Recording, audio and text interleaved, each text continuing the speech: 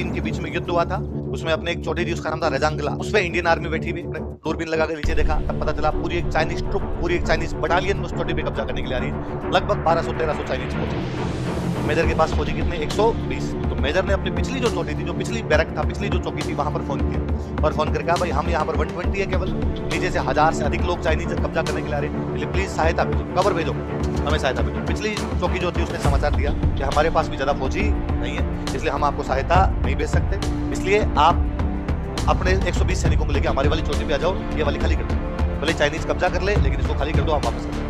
पर क्योंकि तुम वहां पर कमांडिंग ऑफिसर हो तो अंतिम निर्णय खुद का आपका है, आप जैसे चाहो कर लो, हमारा ये है कि हम सहायता भेज नहीं सकते, तुम ये खाली कीजिए, खाली करके हमारे साथ आ जाइए।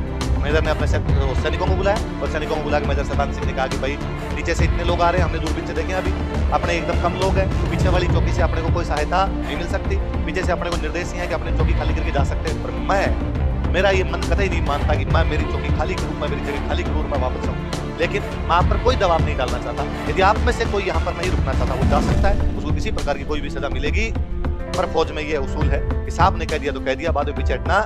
फौजियों ने कहा आपने कहा आप रुक रहे हो तो फिर जाने का कोई मतलब ही पैदा नहीं। तो 120 फौजी भी वहीं रुके। क्या हुआ क्या नहीं हुआ इसकी हमें कोई जानकारी नहीं मिली, न तो हमें हमारे वो 120 फौजी मिले ना उनकी कोई जानकारी मिली। हमने ये समझा कि शायद वो 120 फौजी या तो भगोड़े हो गए होंगे, इधर उधर चले गए, क्या हो सकता है चाइना वाले उनको पकड़ के ले गए, हमारे पास उनकी कोई जानकारी नहीं।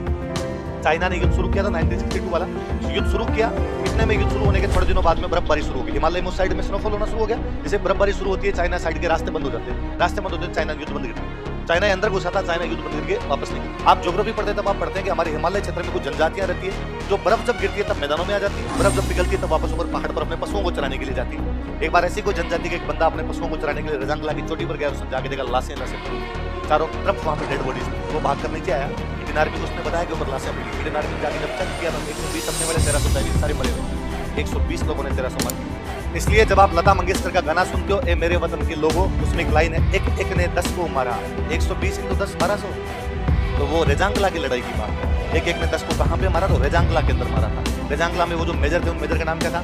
शैतान सिंह। उनके साथ वो फौजी थे, वो कहां के थे? जैसे रेवाड़ी में अपने अभी भी एक चौक का नाम है रेजांगला चौक, चौराहे का नाम है, रेजांगला की लड़ाई में रेवाड़ी के शहीद हुए थे। और आपने यहाँ पर जो शैतान सिंह जी का गांव था वो था बाणासर, जोधपुर के अंदर, बाद में उस गांव का नाम किया गया मेजर शैतान सिंह नगर। क्या किया गया? और उन मेजर शैतान सिंह को बाद में मरणोपरांत परमवीर चक्र दिया गया था, परमवीर चक्र दिया गया, तो उनके ऊपर नारायण सिंह जी ने बुक कौन सी लिखी? भाई बात सुनो, मतलब सब लोगों के लास्ट तक भी हाथों के अंदर और वो बंदूकें उनकी, मेजर शैतान सिंह के दोनों हाथों में गोलियां लग गई थी, तो उस बंदे ने वो स्टैंड गन लगा रखी है और अपने पैर के अंगूठे से दबा रहा है, हाथ टूट गए तो बाद में पैर से मरेंगे पर लड़ेंगे, अपने चौकी को खाली करके तो जाएंगे, सारे चाइनीज को वही रख लिया।